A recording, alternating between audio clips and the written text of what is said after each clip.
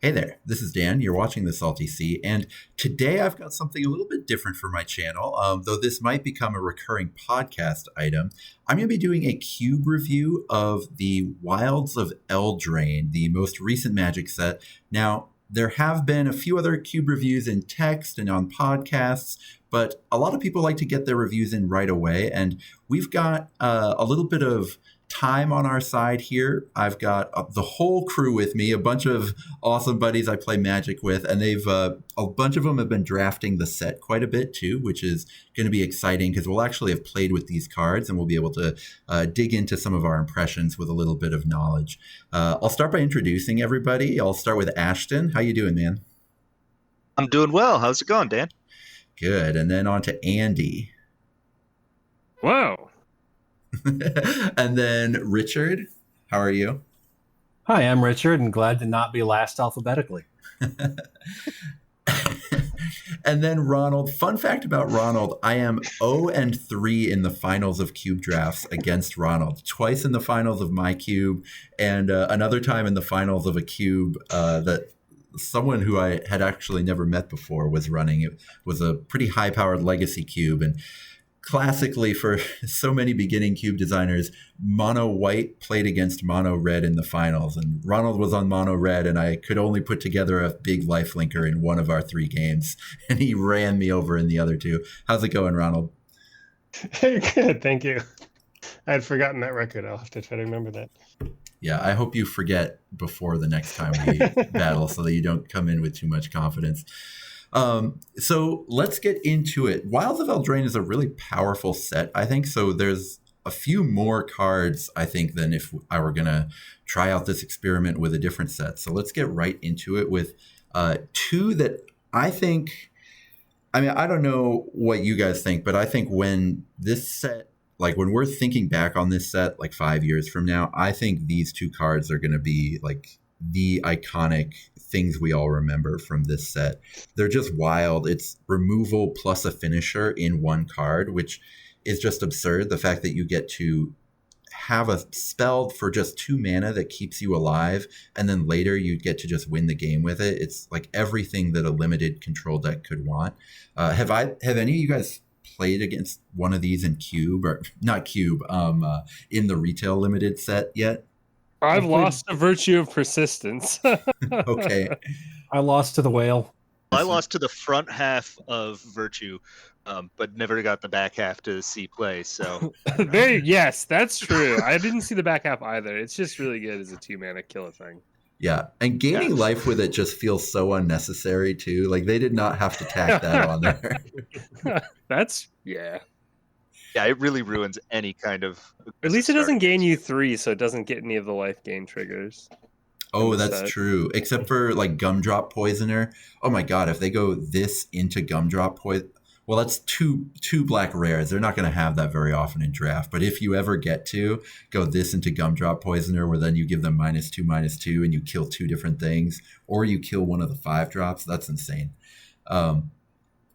What's crazy about these 2, so like Virtue of Persistence, it's only the number 2 card on 17 lands. For the listeners, I will use data too much, and I'll try to back up off of it. But since we're doing this with the set having been out for 2 weeks, it just feels right to at least be able to look at some of the top performing cards when we're discussing them. And Virtue, at least on the numbers, is just wildly ahead of everything else. It's the number 2 sort of limited card in 17 lands, and then it's by far the most used copy at Worlds, which just happened last weekend.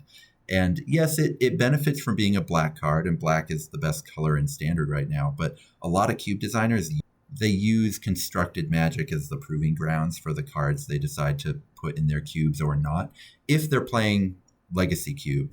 And man, Virtue of Persistence is like far and ahead of everything else. Did any of you actually get to watch much of Worlds? I watched a fair amount of days 2 and 3, which was a lot of fun. Mm-hmm. And yeah, Virtue of Persistence was really good. The other card that I think needs to be mentioned here is Virtue of Loyalty. Like number of times that it just gummed up the board for ages and then led to creatures just growing over time in any kind of mid-range or even controlling strategy, it takes over the board surprisingly quickly. I've had the same experience and wanted to bring that one up as well. I think Virtue of Loyalty, the front half isn't bad either, right? It's a 2/2 with flash for 2. No complaints there. Yeah.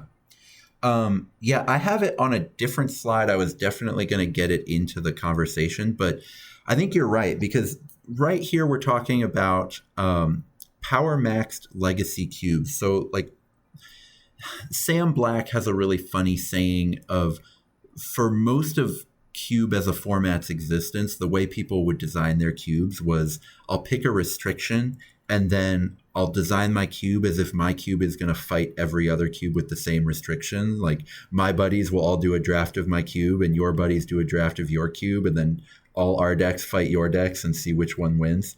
And if you're doing that, I think you're right. Like before Worlds, I did not necessarily have that as like a all-timer power level card. And having seen it at Worlds, I agree with you. I really underestimated just it. The card reads pretty slow to me, but once I saw it in action, it's like it's a lot faster than it reads. It was really powerful. Especially with Lord Skitter. I don't know if you guys saw Loyalty in the Esper mid-range decks, but that was just absolutely wild. Let's get into the cycle that I think had the most hype about it before everybody got sort of their hands on the set. And I do think that some of these are really powerful. For anyone listening on a podcast, I'm just going to read them out where I've got them here, and then we can kind of chatter about them and debate a little bit. So I'm going to talk about the off-color adventures cycle. And I think for Powermaxxed legacy cubes, I think 4 of them fit really well into that bucket and can absolutely hold their own and do really well in that environment. And that would be Mosswood Dread Knight, Heartflame Duelist, those are the Golgari and the Boros ones. Then Scalding Viper, which is the Izzet one, Decadent Dragon, the Rakdos one. And then I've got a little bit lower Questing Druid, the Gruul one, Twining Twins, the Azorius one, Pollen Shield Hare, the Selesnya one, Devouring Sugar Maw, the Orzhov one, Elusive Otter, the Simic one. And then those 5, I would say, are still really powerful cards, just maybe not something that would hold its own in a really maxed out legacy cube. And then I think Kellen the Fey-Blooded, which is the extra Boros one, and Cruel Somnophage are just much more niche, and I think would only work in a cube that was really supporting what they're synergizing with. Do you guys feel like how do you guys feel about the categories? I guess I'll kind of go around the horn. Andy, how are you? Are there any that you think I really missed on here? I would say Elusive Otter was awesome for me, but that is in a limited environment where the green side is, you've got 7 mana and you win the game. Sure. But yeah, Mosswood Dread Knight was the one that impressed me the most. Yeah, that feels like it would just jump right in a green black deck, pretty much any power level. I got to pack one, pick one it in a game, and I think, at least in Wilds of Eldraine Limited, if you play it on turn 2, I don't think you can lose. It's incredible how many cards of your opponents you can sort of burn through by Dread Knighting them. I guess if they're in white and they get you with some pacifisms or something, you can have a bad time, but otherwise... Yeah, pacifism stock at all-time high. And I guess Cooped Up is an awesome card that people are playing. But still, they need exile or pacifism removal. Otherwise, as long as you're not under pressure and you have life to spend, you're just... I don't know how you beat it on value. And if you have any kind of sack outlet, it's great. It's I don't know. I think Mosswood Dread Knight is amazing. It's a 3/2 trample too, just by the way. So it's also very good. Yeah, even if you're not getting any value from it, you still just crush them. Absolutely. How about you, Ashton? Are there any in the mid category that you think I should have put in good, or vice versa? So I actually really like Twining Twins. I don't think it's very good in Eldrazi draft or Eldraine draft because it just the archetype it's in kind of sucks. But as a card, Yeah. I really like it. I'm not sure if it's quite good enough to make it into a legacy cube because I'm not sure what you would take out for it. Same kind of idea with the elusive otter. Like Andy, I've had good experiences with it. And I don't know, it doesn't quite get there, but I wish it did. Yeah, maybe we can revisit those two in like for kind of mid power cubes, because obviously in a power maxed legacy cubes there's really not very many cards that can hold their own in that environment. But maybe, like, I think I agree with you, everything that I've got in the mid category I think is an awesome card that would go in a ton of cubes really well. And if you do something like that where you've got, say, a 360 card cube and you've got 180 cards that would be in the Power Max Legacy cube, but you've kind of pushed the power level down a little to have some archetypes, things like that, like Twining Twins in a Blink deck could absolutely be good. Something like that. So I'm not saying any of the ones in the middle tier are bad. It's just that I think you maybe need to be supporting what they're doing. I don't know, Richard, do you have anything in the good category that you don't think is quite there? I absolutely do. I was surprised to see Heartflame Duelist put on the same shelf as Mosswood Dread Knight. Heartflame Duelist starts out as a bad burn spell and then becomes a 3/1 that requires you to have the goods in your hand and care about what it's doing. And I just don't see it holding its own against something in Monster Druid. Right? And even Scalding Viper and the Dragon are just really solid creatures that do things on the board. And Heartflame Duelist just doesn't seem like it's on the same level. Okay. So would you say Duelist is like kind of on the same level as everything I put in the middle tier, or would you say it's in between, or like what do you think of Duelist in general? Having not had a lot of experience with it, it's a rare. I'm not impressed. I don't have a very well-informed opinion, but my first blush reading is like bump it down to niche unless you're really supporting this sort of Boros life gain that still wants to be throwing burn spells out there. Why am I playing this thing?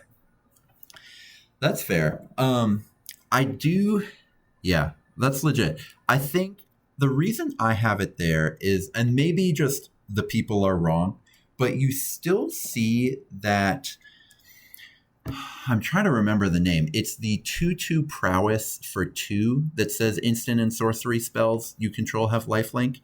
You still see that guy in legacy cubes from time to time. And I think that's why I kind of put Duelist in there, is that it just seems like for a sort of prowessy deck that's in the market for a 2-drop, I just really... Is that Soulfire Grandmaster? Is that the card you're thinking of? That's definitely a Cons 2-drop. I don't know if it's that one. I think it's the uncommon. But maybe, how about Ronald, while I'm looking that up, are there any here that you disagree with? I disagree with. I kind of have a soft spot for a Questing Druid.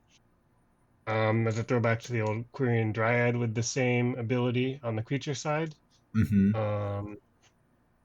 I like, and you get some card advantage from the adventure, but in a Powermaxxed Legacy cube, you get the creature, and really it's just a vanilla creature that's slowly growing over time. So maybe it's not that impressive. Yeah, I think it's a cool card too. I think I've just like, man, what was it? Quirion Druid or Quirion Dryad. Quirion Druid is a Sorry. Both of them exist, but Quirion Dryad is the original creature that does the same thing, where he gets +1/+1 counter when you cast a color spell. They tried to put that card back into Standard. This must have been like 6 or 7 years ago now. And I remember trying to make something with it work and it just not being very good. So that's kind of why I didn't put Questing Druid at a very high level, but you'd probably have it in the right spot. Yeah. It is wild though, like how easy it is to underestimate it in an adventure because of just the adventure side always says draw a card on it. And it is an instant that you can cast on your opponent's turn and still cast Dispels Your Exile On your own during turn. your next turn. Yeah. That's true. Like you could cast it end of opponent's turn on turn 2, and then on turn 3, if one of those is a land, I think you can play the land, right? It doesn't say cast. Yeah, so you could. You can play the lands. Yeah, so like if you get land and 1-drop, you could play the land, play this, and then play your 1-drop and get I mean, that's pretty good. Yeah. By the way, the 2-drop I was talking about was Seeker of the Way. And I do think Heartflame Duelist is better than Seeker of the Way, but I think, Richard, you're right that the other 3 in the good shelf are much gooder than Heartflame Duelist is. I think you kind of convinced me, at least of that part. While I'm on the attempt to convince you of things here, maybe I could convince you to bump Cruel Somnophage up a shelf. Yeah. The last deck I played in your cube was just a blue-black Dirtlefest. Sure. And, you know, the top end was Sheoldred, but random 8/8 beater for 2 that happens to have a mill on it for when you're going for the mill win against the other control deck. Yeah. I could see that making its way in. I don't know if it's going to survive in your Powermaxxed Legacy cube, but Sure. It does things for cheap that your typical blue-black Dirtlefest might want to do. Well, that's awesome. Let's set ourselves an alarm for when we get to my cube, and we'll bring Cruel Somnophage up because there is a blue-black 2-drop in my cube that is not very good that we could talk about. Yeah. What were you going to say, Ashton? I think I cut you off.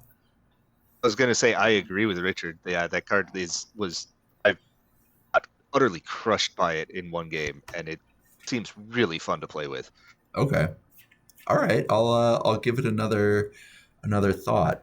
A few cards And for the record, Seeker of the Way doesn't give your instants and sorceries lifelink. It has a prowess trigger for it gains lifelink.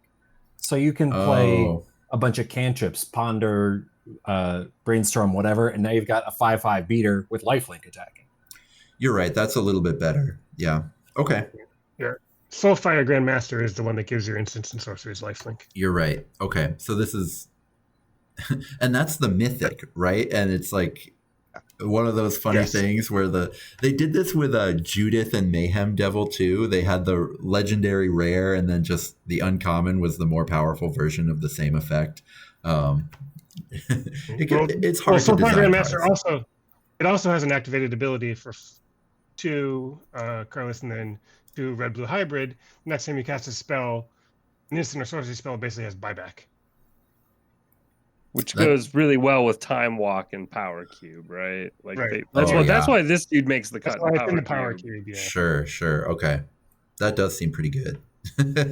Yeah, we aren't talking. I made the decision not to talk Vintage Cube in this one because if you have a Vintage Cube, you know what your crazy combos you're trying to pull off are. And so you probably know which cards work with your crazy combos and which ones don't. But yeah, that's a good shout as far as giving your Time Walks buyback is absolutely absurd. All right, let's get into some non-adventures that I think may or may not be good enough to use in a Powermaxxed Legacy Cube. I wanted to talk Goose Mother because if this was a different color combination, I think it would absolutely make it in. But I mean, there's just some busted Simic cards out there. I don't know. Does anyone think that like Goose Mother would make the cut in their list of top Simic cards? I think Goose Mother is better than Hydroid Krasis. I think Hydroid Krasis is better than Goose Mother. Okay. I think I'm with Richard on this one because why would you bring Hydroid Krasis into this? What did Hydroid do? Be an XX flying trample? I mean, I think it's legit to compare them just because of their casting costs, I suppose. But all right, Ashton, make your case. It sounds like you're in the minority. Make your case. Okay, so one of the things that Goose Mother does really well is actually apply pressure, which Hydroid Krasis is actually kind of bad at because you're always casting it at a size disadvantage. It's always going to be smaller than similarly costed creatures that are just don't have the X in their mana cost. Whereas Goose Mother being a 2/2 base, the +1/+1 counters become much more of a bonus. And frankly, if you're playing it on like turn 3 or 4 as a 3/3 or 4/4, you're going to be drawing the 2 cards anyways. So like that doesn't make a huge difference. I don't know. Plus, it's a lot of fun. Again, I'm really big on like just the flavor is huge on it. I love the flavor as well. But it does a lot of work. You can play it aggressively if you need to. You can play it later in the game for huge stuff. I think it's a lot more versatile than Krasis actually is. All right, Richard, you were the first person to take offense. What do you think? I think Ronald and I are on the same page that Crisis draws you those cards right away, and we're always going to want the cards right away instead of having to turn our flyer sideways. But I am receptive to the argument that playing it as the 4/4 flyer for 4, and then there's some gravy on top. I don't know. Maybe that's what we want when you're in Simic is dudes you really want to turn sideways. Yeah.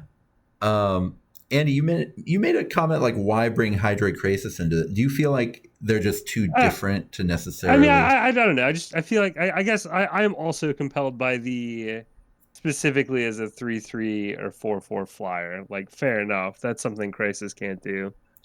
But like late game, you got a ton of mana. I'd rather have the Krasis. You know, if they have a removal spell, I would rather have Hydroid, right? Like Goose Mother seems specifically good if you cast it early and start beating down.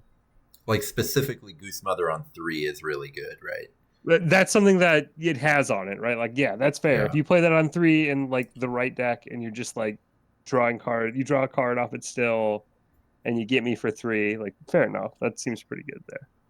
Yeah. So I guess it kind of depends a little on like what your Simic section is doing. A lot of these legacy cubes, you know, they in their Simic, they're going to have Growth Spiral, they're going to have Oko, they're going to have Uro. It feels like Hydroid maybe fits that game plan a little. Well, I don't know. It's tough, right? Like everything fits in Oko's game plan. I mean, that card is just so busted. Fact. Yeah, make your own choices on Goose Mother on whether you like it. I do think it's really powerful, but man, Simic is there's so many busted Simic cards. I want to talk about. Would you want to put both? Would you want to put both in one cube, or do you think you would always only want one or the other? I love gold cards, so I could reach that far down in my bench for it, but I know a lot of people like don't like gold cards that much, so it would really depend. I mean, yeah, like I think the top 3 Simic cards of Growth Spiral, Oko, and Uro would be like pretty ironclad for me. I think you need to make an all gold card cube. I've actually played an all gold card cube. It was weirdly aggro because it had a lot of hybrid mana costs in it. So I like built this kind of late game mid range deck, assuming everyone's mana would be bad, and then I just got ranched out of the. I went 0-3. I did win a game in every match, but I went 0-3. Yeah, really got destroyed, thinking that there wouldn't be any aggro decks. I do want to get on to Lord Skitter because the last time the Magic Online Legacy Cube was out, Ophiomancer was in it. I think a lot of people still have Ophiomancer in their Powermaxxed Legacy Cubes. And I think it's legit to kind of debate if Lord Skitter might be better. Anybody got any strong feelings on Skitter versus Ophiomancer? Rats can't block. Yeah, okay. That snake sure has Death Touch. When I saw, like, I love that with Skitter you can stack rats. Like one problem I've had with Goblin Rabblemaster is sometimes, like, if they've got a good blocker, you can't just like stack your goblins and then do a big go wide attack later. You can't overlook the ability to exile cards from your opponent's graveyard, which can be very good against certain decks as well. It's and not necessarily in Powermaxxed Legacy Cube, but it kind of fits the same space as the I'm going to name the 3/3 with Ward that when it attacks you exile a creature. Yeah, that one's good. You guys got a card from a graveyard. The Black Werewolf is the one you're talking about, right? Yeah, exactly. Yeah. Yeah, I'm thinking of it. Yeah, I remember not being I- hyped for that card at all, and then being really impressed by how much it was showing up in Standard. I think that one's good. But what were you going to say, Ronald? I think I cut in halfway through your point. No problem. Yes, I've had fun with Lord Skitter in just regular Throne of Eldraine Limited, or Wilds of Eldraine Limited, rather. Mm-hmm. And I could definitely see it doing work in the Cube as well. And I think you make a good point about being able to just keep stacking up the rats. Yeah, I agree with that a lot. I've had issues with Ophiomancer in high power legacy cubes for a while. It just never quite seems to cut it. And although the 1/1 Death Touch is by far the best part of the card, the issue is really, again, that you can't stack the tokens, and Skitter lets you do that. And again, like Ronald said, the exile should probably not be underrated, especially if we're adding Virtue of Persistence to the cube as well. So, yeah, Good call. Yeah, if you get the virtues in there, that's pretty good. Like Virtue of Loyalty plus Lord Skitter at Worlds this weekend was absolutely absurd. I've had Ophiomancer be just okay in my cube. Even it is, I think, one of the better black like mid-range cards in my cube, but I've had it like stack up kind of poorly against, I don't know, like any deck that's putting out value and their value is better than your whatever you're getting by sacrificing that snake over and over. If they're not interested in attacking you, sometimes Ophiomancer can just get kind of outpaced. Though I don't think I'd be cutting Ophiomancer for Lord Skitter if I were to put this in my cube. I'm not sure. I think you should. I don't think they take up the same slot. No, I agree with you because you're right. Like Skitter is an aggro card and Ophiomancer is a much more defensive card. Let's get into Spellbook Vendor. I just wanted to put this one up there because Luminarch Aspirant has become like an absolute all-star in so many different, I guess not so many different formats, but like it gets played in Pioneer. It had a cup of coffee in Modern before the Master sets rotated the format. It absolutely ran Standard while it was in Standard. I think it's in a lot of Legacy cubes, most Legacy cubes even. I don't know, is Spellbook Vendor really that much worse than Luminarch Aspirant? Like, don't you think you could get them both in there? I think it's a lot worse for You two do? reasons. One, you Okay. have to pay the mana to get the buff, True. and second reason, you can't stack up on a single creature because you can only control one roll attached to one creature. So you want to put it on the same creature, you get rid of the previous one, you just have one roll again. So you can only do it if you're going wide. Yeah, that's reasonable. Do you think I put the wrong white 2-drop here? Like, how is Bunnycorn played for people? Regal Bunnycorn. I have not played with either card, but I do want to say that Spellbook Vendor feels, to Ronald's point about paying the one, it feels like Ristic studying yourself. Okay. Do you pay the one? Do you pay the one? Do you pay the one? Like, just, oh, come on. I do think that Bunnycorn is a better card to consider, but I can't speak to how good it is because, again, I haven't played with it yet or played against it either. Yeah, I was gonna. Obviously, if you have an Enchantress theme going on in your cube, then obviously that makes Spellbook Vendor a lot better. Yeah, I had that same thought. Yeah, I guess you've got me convinced. It's probably certainly not doing what Aspirant is doing. I just wanted to mention Bunnycorn because I'm in the Minneapolis Cube like Discord, and some people were talking about They had just held a cube draft this weekend and were posting all their decks from it, and the winning player had Bunnycorn and had it like regularly 7/7. And the one thing I thought of, like, because in our Magic chat we were kind of down on Bunnycorn. We thought it'd be like standard playable, not very good in any other format. And it does seem like if you have a cube where you have your threats are better than your removal, like the boards get big and then Bunnicorn just dominates, it seems like. But if you've got a cube where you've just got a ton of removal kind of hanging out everywhere, then maybe it won't be quite so spicy. I don't know. Have any of you played with Bunnicorn? I've done a lot of bunny corning, and it's a great card. Is it? It gets really. I mean, well, in the limited environment, right? There's a bunch of rules everywhere, so it gets huge. Sure. But like, I imagine you're playing this in like the mono white deck, right, or white red or something, and like Probably. you're gonna play a 1-drop. You know, maybe turn 2 is Bunnicorn, and then just keep on playing dudes. But you're getting like a 4/4, 5/5 in a lot of spots. Yeah. Or it eats removal, and like something was gonna eat removal anyway. It gets big. Are we maybe playing Bunnicorn in like a black-white tokens deck? Spectral Sounds Procession, Rats, Lord Skitter's a best friend, right? Yeah, for sure. I mean, you're right. Curving Bunnicorn into Lord Skitter is absurd. Absolutely. One thing I like about Bunnicorn is that it scales fairly well with like the power level of a cube, so you can put it in a lower power level cube fairly well, and it just ends up being a fairly big beater. Whereas in like an aggressive cube that is really designed to take advantage of it, it can be like a 4/4 or 5/5 on turn 3, and just absolutely smashing face. But it could also just be like you play some stuff and it happens to get big because like there's a bunch of food tokens lying around or whatever. And I also wonder if in a lower power cube, it's the thing you kill. Because it's a Baneslayer Angel, right? Like it dies to removal really easy. But then in a higher power cube, there's other cards that are stressing their removal out more. Like the deck I saw it win a cube draft in was a Luris deck.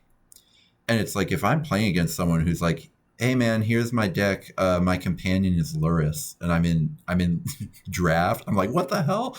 My first removal spell is just earmarked for Luris regardless, right? So maybe Bunnicorn would be like a lot better in that kind of situation. I was Thraben Inspector. It's right there, right? Thraben Inspector, Bunnicorn, Skitter. We're off to the races. Oh yeah, that's my absurd. God, yeah. All right. That's a start, all right. All right, I'm gonna move on, but I will accept that I put the wrong white 2-drop in the slide here. Let's get into Peasant Cube. I don't want to spend too much time, but the reason I love Peasant Cube is it kind of overlaps so well with Budget Cube. Like you can kind of talk about both at the same time. Like you could have, 200 mythic uncommons and 200 like bulk rares essentially, and just make a cube for really cheap where everything is in a really close power level. And I think that the off-color adventures, again, if anything, like the uncommon ones have made their mark in the limited environment so much more than the rare ones have. I think some of these adventure uncommons are just absolutely incredible. Especially, so I'll just read off where I've got them, and then you guys can sound off telling me if I'm wrong or not. But I've got Gingerbread Hunter, Imidane's Recruiter, Threadbind Click, Shrouded Shepherd, and Spellscorn Coven as being cards that I think would be all-stars in a Peasant cube, but also would be very good in any kind of budget cube. And then maybe a little bit harder to use, I think, Frolicking Familiar, Callous Sellsword, Picnic Ruiner, although I did just get totally blown out by Picnic Ruiner yesterday in a draft. But then Tempest Heart and Woodland Acolyte, I've got maybe being a little bit lower powered. I'll go around the horn again. Andy, is there anything you think I kind of missed in terms of where I put these category-wise? I mean, I guess Callous Sellsword is busted in like the black-red deck, like any kind of sacking type. Like you could imagine just it fits right in there, right? Like if you can you threaten their dude, you sack it with the fling. Oh, cost sure. 1 red. That's awesome. You fling your 5/5 or whatever for the win. That's awesome. Mm-hmm. It's also a 2-mana 2/2 that could be quite a bit larger in your aggressive rat deck or whatever. Sure, like you have a Greater Gargadon suspended, you sack most of your board, tap all your lands as you sack them, play the Callous Sellsword. You've got like two 9/9s or a 9/7 and a 9/9, just hanging out there saying what. Fair enough. What about you, Ashton? What do you think?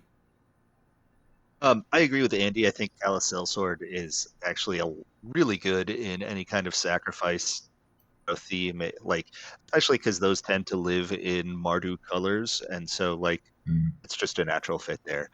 I also think that you mentioned getting wrecked by Picnic Ruiner the other day. I agree, that card is great.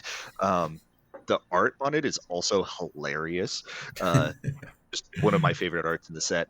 But the double strike is surprisingly good, especially if you can pump it in any way. Like 2-mana double strike, because 4 power in red green is just not hard to hit at all. And so attacking with a 2/2 double striker is just amazing. And it, again, pump it anyway, it's awesome. And if you happen to draw it late, okay, cool. You get to pump your creatures before playing your 2/2 double striker. Sure, fair enough. And then Richard, what are you thinking with these? I'm a big fan of the Coven, spell scoring Coven. Bounce a spell and then ETB, they discard a card. You can do a lot with both of those. It's notably, it's not even opponent spell. You can return your own spell if you're feeling funky like that. I don't know, maybe you're bouncing your own Emrakul. You got infinite mana anyways. Sure. Or like they counter your thing and then you just bring it back and say like, I bet you can't they don't counter get to it reuse again. the counter. Yeah. Mm-hmm. Okay, fair enough. Exactly right. And then just random value on the body that comes in. Why not? Yeah, I think that card's really good too. I mean, obviously, I put it in my good bucket, but yeah, absolutely. Everything you just said, I think that card's great. How about you, Ronald? Any of these jump out to you? And once again, that Callous Sellsword is the one that jumps out to me. Okay. I did a really aggressive red-black deck in just regular draft, and it definitely helped me win. Yeah, and Andy's point, I think, makes a lot of sense where, like, let's say we're talking about budget cubes, right? You're still going to have a lot of cards that play in this space, and Callous Sellswords kind of feels like it would be stronger the cards you're running it are. Like what Andy wrote about, or like said about threaten effect. I mean, that's just 4 mana to threaten something and then fling it with Callous Sellsword. If you're doing, if you've got a few 3 mana threatens in your cube, that's pretty crazy. And then you can kind of dig deep for some threatens with value. I think the threaten in Eldraine, isn't it 1 mana more expensive because it gives you a Wicked Roll token? Isn't that the deal with the Eldraine threaten? But like you can have more aggressive threatens in your budget cube that then all of a sudden with Callous Sellsword feel completely absurd. Yeah. One thing I wanted to get to is I just think Gingerbread Hunter is incredible, as I wanted to say, because like it's kind of got, I opened us off with just talking about how having your removal spell and your control finisher in the same card is just completely absurd. And Gingerbread Hunter and Threadbind Click are both playing in that space, but Threadbind Click as a body for its cost is nowhere near as good as Gingerbread Hunter is. Getting a 5/5 for 5 that ETBs with a food token, which again, if you're the control deck, you might really need that food token. And then the fact that you kill the creature with it too, it's just, I think that card's amazing. Have any of you guys managed to get it in a draft? I've never seen one go past pick 2. I think I better be drafting it more highly after hearing that. All right, fair enough. Before you move on, I just wanted to say, sorry, going back to the card in Wells Velder, it actually costs 3 to steal an opponent's creature and get a Wicked Roll token. Oh, that's really good. Okay. Yeah, they just pushed active treason. Yeah, and then of course we'd be remiss if we didn't at least mention Imidane's Recruiter. Sort of some people call it the best card in the set. I don't think that's true, but it's probably top 5. I mean, it's in the limited environment. I think there's a lot of rares in the set that would scale to higher power levels a little bit better than Imidane's Recruiter would, but it is really, really good in Eldraine Limited. If someone is watching this video, 2 or 3 years down the road and they didn't get to play Eldraine Limited, just know that Imidane's Recruiter is absolutely absurd. All right, so I wanted to talk about, again, just a few non-adventures that could be in budget cubes or peasant cubes, things like that. And the first, you're right, I even have Twisted Fealty, the Eldraine Threaten right here. Yep. That's funny. I even put it on the slides and didn't get the mana cost right. But I think one of the things that people were pretty hyped about when they first saw the set was some of the aggro enablers that are here, not in the rare slot. So Cheeky House Mouse being a 1 mana 2/1 with a little bit of upside, that sorcery can give something +1/+1. Not really a combat trick, but like it can force something through because it gives sort of pseudo skulk. And then Embereth Veteran, just a classic, 2/1 for 1 that as soon as your opponent makes a 2/1 not matter anymore, you can just sack it to get the Young Hero roll token, which is probably the best roll. And then Twisted Fealty, when I thought it was 4 mana, I didn't think it was very good. But at 3 mana, that's actually really good, being a 3 mana threaten that also gives you a Wicked roll token. Those are all pretty crazy aggro cards. The 2/1s for 1 could exist in a Legacy Cube too, if you wanted. I mean, you have so much choice in white for what you want your 2/1s for 1 to be that you might not reach for Cheeky House Mouse, but red has a little bit fewer choices for that, so you might be happier to go with Embereth Veteran. I don't know. I don't know if there's much to say about aggro. I mean, sometimes talking about aggro in Cube can be so difficult because it's all pretty straightforward. Is there any little bits and pieces about aggro cards in this set that you guys are into? I'll just say Young Hero roll goes really well with prowess. Oh, because you trigger the prowess after you trigger the Young Hero, or like you? Okay. So if you have a 1/1 prowess, you put a Young roll on it, you go to attack, you trigger, you get the counter, and then you do your pumping. And the next turn, it's back to a 2/2, and so you can once again trigger your Young Hero roll. Sure. That's a really nice way to get the most out of your roll there. And you get a little bit of that in Eldraine Limited, right? There's like a few prowess creatures, but a lot of cubes would have even more probably. Because prowess is one of those mechanics that's kind of been a pretty big hit with a lot of people's cube designs. I will say the one concern I have with the Embereth Veteran is that Young Hero does kind of require your creatures to be a little small to begin with. And so if a 2/1 is being outclassed and like, okay, what are you hoping to swing with here? An X2? An X3 where you only get a single counter off of it? So, like, I can see situations where even the Young Hero roll isn't amazing. But overall, I do think it is a very good card. Sure. Yeah, like I could see it being one of those things where the real test here is how many games do you lose because you sacrificed it when you should have just been trying to go wide, something like that. Yeah, I could see a bit of that. But I think these are solid, but not necessarily the most exciting. I think a lot of 2/1s for 1 out there are pretty budget already. So, if in your cube designs you're interested in these cards, go for it. I think when drafting cube, I think these are perfectly good. But if you're drafting that mono red deck that wants Embereth Veteran, you're probably not even reading the card. You're probably just taking the cheapest red card in every pack, and you're probably, trying to keep things simple for yourself. So maybe not Sign that much. Me up. Yeah, fair enough. A little bit more to talk about with some of these kind of crazy value cards. I have been so impressed with specifically the value sagas, The Witch's Vanity and Welcome to Sweet Tooth. Andy, have you gotten to play either of these cards in Limited yet? I am like X and O versus Welcome to Sweet Tooth because every time I've seen it, I've been able to conveniently remove their 1/1, and then they don't have anything. They never get Chapter 3. So Really? Okay. From where I've been sitting, I've been very lucky versus it. But I absolutely can imagine a world where you actually do have multiple creatures and like stick this on one of them, and you have a couple food. It seems very good. All right. I just think, like, man, I got to build a deck with 2 Witch's Vanity in it, and it just felt like once I played it, I could just never lose. If you actually get...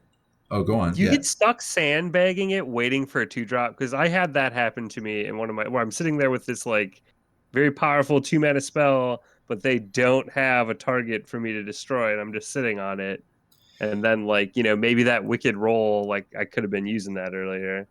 You know, that's fair. The thing where I got stuck on it, I had a thing to kill, but there are a few, especially in Wilds of Eldraine Limited, there's a few deck types that, like, you can kill their 2-drops and they don't really care because they're just waiting for their 5s to come in anyway. You know, so they're just like, yeah, I have had that problem. Like, I've never not had a target, but I have had the problem where, like, the thing I could target was not the thing I wanted to target. That's legit. I think in a cube situation, you're much more likely to kill something with 2 CMC or less and be happy about it. Yeah. That's very true. What I like about Welcome to Sweet Tooth is I've had such terrible times with the 3-mana saga from Theros, I want to say, the Eroan games, where you only get 1 chapter in between making the token and putting the counters on. And so that's one where, like, oh yeah, it is. It's the first Eroan games, 2 and a green. The first chapter is the exact same as this, make a 1/1 white human. And then the second chapter here is create a food, and there it's put 3 counters on a creature you control. But like that one, I feel just I'm way more likely to not be able to put counters on anything. They just kill my 1/1 and then I have no options.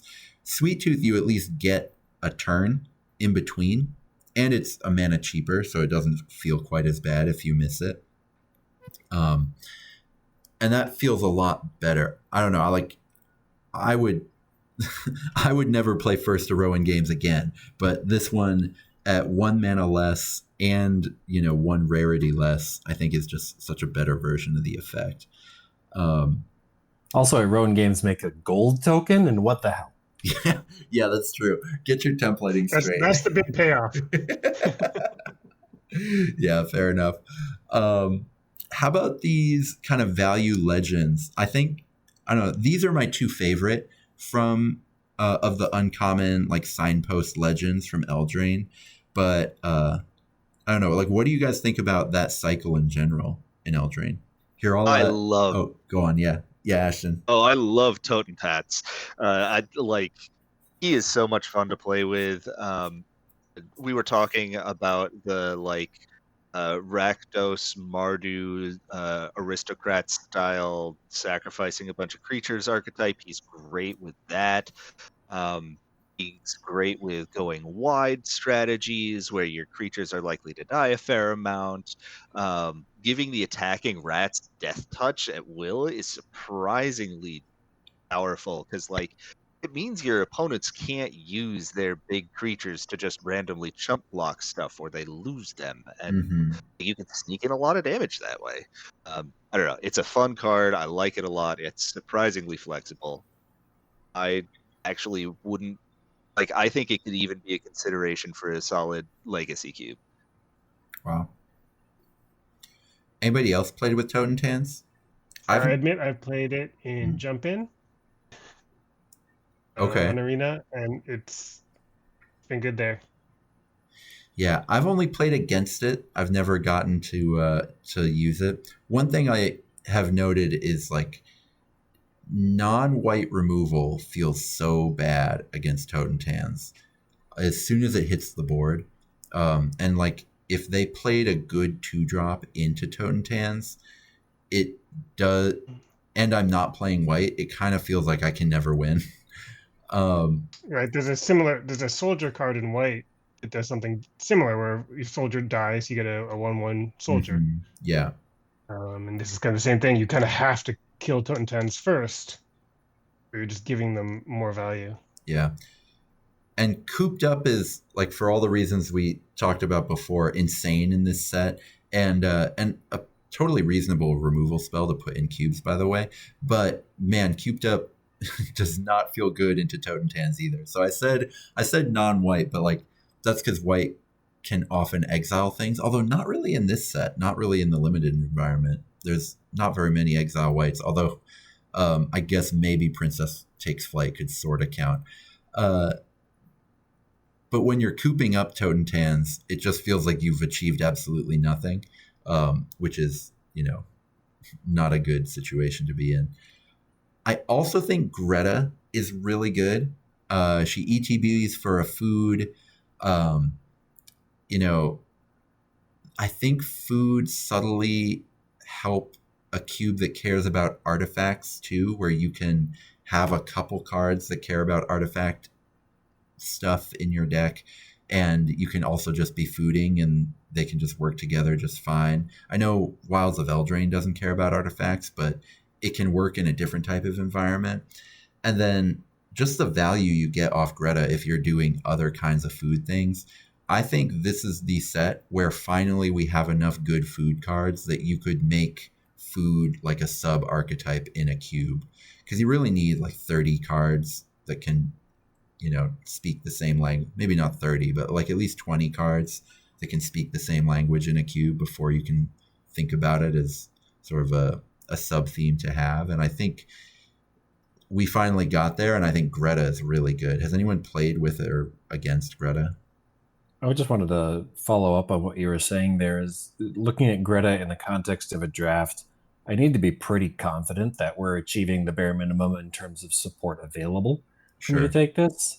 I wouldn't like it to be the only food card I have, especially as we're gold. We're just on par in terms of cube bodies, and it's pretty slow to go ahead and draw that card for extra mana there. Yeah, that's fair. Like Witch's Vanity we've got right next to it. That could be your only food card in a cube, like really easily, right? Whereas obviously Greta can't. Mm-hmm. That's fair. I want to just talk real quick about Pauper. Pauper Cube is a weird beast. I've looked at some Pauper Cube deck lists, and it's like entirely doomed travelers. You see people's Pauper Cubes, and it's like literally 50% of the creatures are doomed travelers. The whole thing is just like about the grind of which like 4 for 3s can you get out of this combat step where you've got, this card created this token and that card created that token, which is fine. I'm sure people have tried it out and found that those are the strongest common cards to be running in a cube. But if I was looking to kind of add cards to a Pauper Cube, or if I was looking for cards in Eldraine that I'd love to have in my deck in a Pauper environment, I'd be looking either at cards that can keep up, or cards that can maybe let me go over the top of all that garbage, because there's just going to be such a gummed up, crazy board going on. And so I was thinking cards like for Redcap Thief and Flick a Coin, which can maybe ramp you into doing something crazy later. And Flick a Coin in Pauper Cube, like there's so many X1s running around. And so the fact that you can kill something and you draw a card, so, the thing you were killing was probably only half of a card, but now you get to draw a card, so you're not falling behind. You're sort of getting a 0.5. You're like a 0.5 for 0 with Flick a Coin, if that makes sense. And then the treasure token kind of brings you into the late game before then. And then some of these are just good cards out of the set. Like, you guys have raved to me about Hopeful Vigil. I don't know. Does anyone want to go to bat for Hopeful Vigil for a second? I mean, I really like it. I usually in the context of like massive payoff, copying it with, Yenna or something, but still it's a 2-mana 2/2. Creature has vigilance, and then later on you're getting to scry 2. Like sometimes that's turn 3, right? Like I've definitely done like, here's my 2/2, like, all right, turn 3. Bluff removal, got nothing. Like, all right, well, let's hopefully find something, and then later Sure. get it. What's the value of the scry? Seems potentially quite good. Yeah, And if you have like any enchantment synergies, right? Like they're just like giving you an enchantment for the heck of it. Yeah, and or this say is if you get one to go that Hopeful Vigil into if you get to go Hopeful Vigil into another card on this slide here and just stockpiling Celebrant, pick up the enchantment, keep the 2/2 Knight, and then replay, get another Knight. yeah, I've been so Nice impressed ball. with Celebrant, and like in Pauper Cube, there's so many sort of blinky kind of things, and this isn't sort of the strongest blink enabler that's ever existed, but the fact that you get to scry 2 as you return something to your hand just seems really good, and like the body isn't that impressive in kind of general Magic, but for a common, that's a totally acceptable rate to be getting, right? And then, yeah, the way it just, I mean, like imagine being in a Pauper Cube and like getting your Cloud Goat Ranger to double up with this, or something like one of those really good common ETB triggers. Just seems great. And then I've been punished for being too into the Fey Court in Wilds of Eldraine Limited, but I still feel like that card is supposed to be really good. Has anyone played a lot of Into the Fey Court? I've never seen it be good. I think I've also been punished by underestimating it, but also by overestimating it. Okay.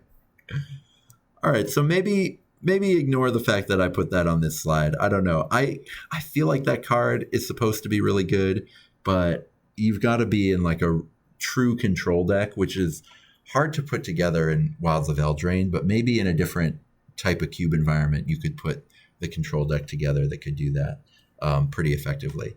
And then it's great in green blue 5-drops, right? That's sure. where I had success with it. Yeah, but like that's a great point, because like I have had it be good there, and I've had it be really bad in blue-white tap stuff, where I mean I just think that archetype is bad.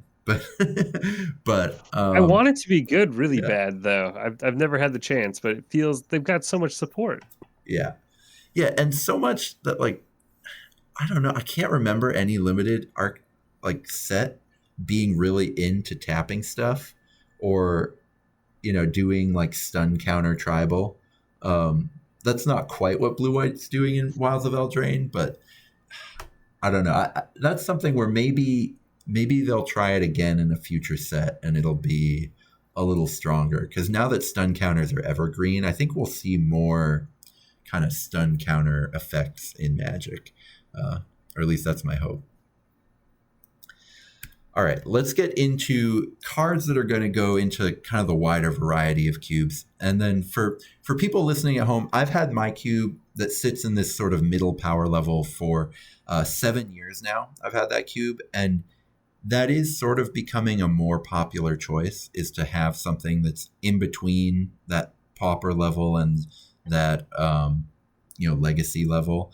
And so these are all cards. None of these I think would fit well in my cube at all, but are, I think, really sweet sort of enablers for different archetypes, for kind of, cubes that are going for that similar kind of project that mine goes for, where you're trying to create some interesting types of decks that people haven't played with very much before, or, kind of trying to make a really evocative type of environment.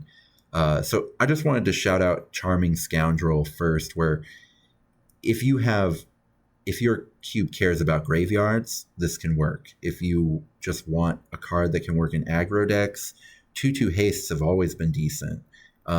If you care about your artifact count, like Treasure Ramp can be a really cool sub-archetype to have in cubes that have other things that care about artifacts, because now if you're treasure ramping in your artifact deck and you don't need the mana anymore, your treasure just counting for your artifact count, things like that. I don't know. Charming Scoundrel just seems like an amazing glue card for all sorts of like middle power cubes. Are there any here? Let's kind of go around again. Like Andy, are there any here that you're into or that you've played and liked? I mean, they're all pretty great in limited. At least I've done the Archon and the Blessing. I think I did a Scoundrel once too. I mean, they're all like so much versatility, sweet. I mean, Lord Skitter's Blessing in particular, like like as a Phyrexian arena, you would need a lot of help, right? Like, Yeah, for sure.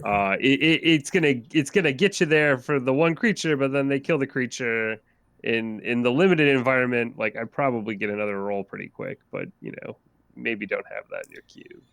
And I'll do another slide. We'll talk a little bit more about like some more self-contained cards that are sweet out of Eldraine. But Ashton, are there any like requires a lot of support types of cards that you think could be really sweet in a given cube in this set? So I have played with Lord Skitter's Blessing, and it is a lot of fun. Like Andy said, it is fairly easy to get your creature killed pretty early on, and then it kind of does nothing for a bit. But a lot of the times you play a 1-drop, and then you play Lord Skitter's Blessing, the Wicked roll on it, and you draw your replacement right off the top, and you're good to go for the rest. Archon of the Wild Rose is the other one I really like. I got to play that just the other day, and it was a lot of fun, just like throwing a random roll on something, and it becomes huge. That said, I'm not sure if it would be good outside of Wilds of Eldrazi, just because it's really hard to find a format where you're going to have a bunch of cheap enchantment auras on your creatures that aren't already making your creatures big enough to win the game. Yeah, that's fair. Yeah, because we used to have Enchantress in my cube, and it felt like the deck either came together or it didn't. And it wouldn't have been interested in Archon of the Wild Rose. Like, you really wanted stuff, to your point, Ashton, like the enchantments would do the work for you. And so you wanted something that was hard to kill. Like, the second you had 2 auras in your deck, you were immediately willing to first pick anything with hexproof, right? Or like anything with ward didn't exist then, but you would have first picked stuff with ward, just stuff that's hard to kill. And an Archon doesn't do that. Like if you had mask tokens, if they'd made more of those. Do you remember mask tokens from that one EDH Bant Enchantress deck that came out? I don't know. Did anyone else buy that Bant Enchantress deck? Nope. Not me. No. Okay, fair enough. How about you, Richard? Are there any cards in this set that are like kind of narrow? I know you said this about Greta already, but like, is there anything else that's kind of narrow but interesting in this set that you're pretty into? So just a plug, maybe Twisted Sewer Witch, which isn't on our slide here, but it's the 3/4 for 3 black that has sure. ETB, make a rat token, and then for each rat you control, create a wicked roll attached to that rat. I mean, if you want to put together a little bit of rat tribal, but also just have a fine card that comes in as a 3/4 and a 2/2, give that a shot. That is a lot of power and toughness, especially.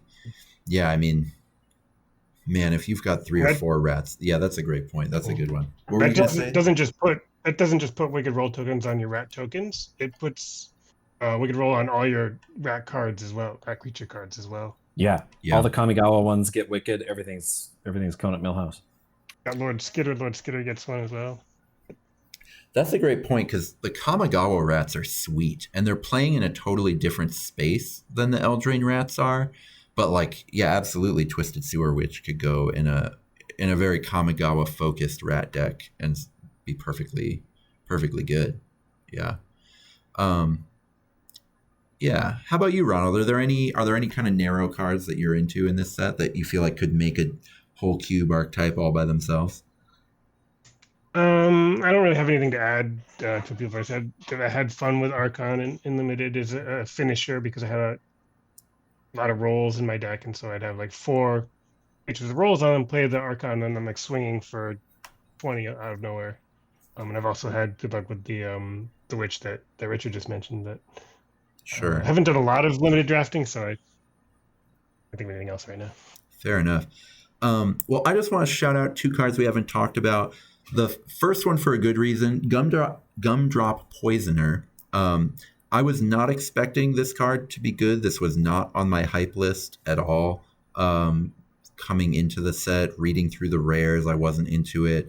And then seeing it played, it plays a lot more powerful than it looks. I can see, like, I wouldn't be surprised if this started its life as an uncommon and they realized they had to make it rare or something like that.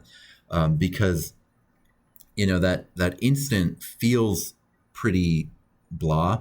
I mean, I guess there's that green common that's actually one of the better green commons that also has the exact same front half of the adventure. But just making a food for 1 black doesn't seem that interesting. But when my opponent had done that, I just sat there looking at my board and looking at my cards and being like, like, everything is ruined now. if my opponent gets to 5 mana, like, there's nothing I can do. What am I going to do against this if they get to 5 mana? And so the thing that I like about this is life gain. If you try to just make life gain an archetype in your cube, you run into the thing where, like, what happens when 2 people who dipped into the life gain theme play against each other? Like, do their games ever end? Do their games ever get interesting? Like, it can just feel like a mess sometimes, or like a kind of a grind. And so putting cards like Gumdrop Poisoner into your cube where, like, they actually do something interesting with the life gain can be a way to have that type of deck in your cube and have it actually be interesting and compelling and fun. So I just wanted to kind of point this card out there because life gain's a really beloved archetype in Magic in general, despite the fact that, like, every really spiky pro just, like, is really disdainful of it. You know, life gain cards are always much more expensive to buy than you think they're going to be, right? Because people just love that. And I think Gumdrop Poisoner is a really interesting one.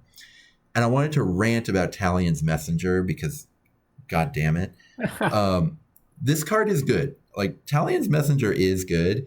2 and a blue, 1/3. It's sort of a bad Rafine. When you attack with 1 or more fairies, you get to loot, and then when you loot, you get to put a +1/+1. So it's a much worse Rafine, but at a much easier casting cost. It is weirdly one of the more winning cards in Wilds of Eldraine Limited. If you look in the blue section, I would call that weird.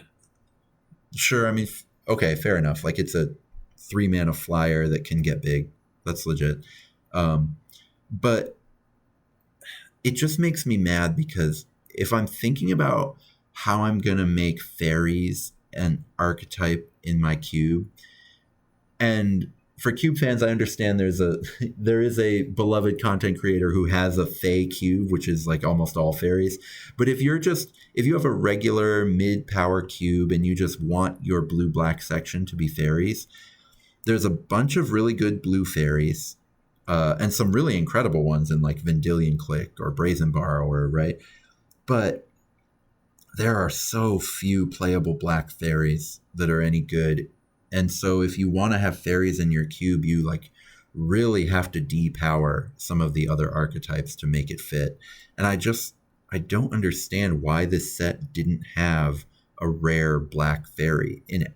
Like, if you look through the set, all the black fairies are commons and uncommons, and so there are no I mean, Spellscorn Coven, the blue-black one, is good, and there's a number of good Dimir fairies in this set, but just mono black, like, there's almost nothing. And so you can't have a cube archetype where, like, the only ones that are black are, like, Bitter Blossom, right? Because Bitter Blossom is a ridiculously powerful card. If you're depowering your cube enough to make fairies a thing, then Bitter Blossom is going to be way too good. And guess what? The fairies deck is never going to see it because other people are going to be first picking it. So I'm just generally sad because I just feel like I thought that a set that had a bunch of fairies would make fairies really interesting for Cube, and it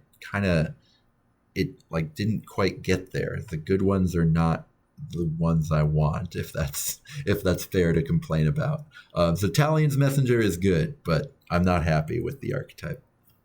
I definitely think Talion's Messenger is another one that the Fairies deck won't ever get a hold of. Sure, because it's Raffine. It's mono blue Raffine, right? Yeah. Yeah. What were you gonna? Was that Ashton who also wanted to chime in? Yeah, I was gonna say we do have the Return to Lorwyn or whatever it is coming up soon. So maybe we'll get a few more good fairy cards and we can hit a critical mass of like actually good enough to make a deck out of in a high power cube.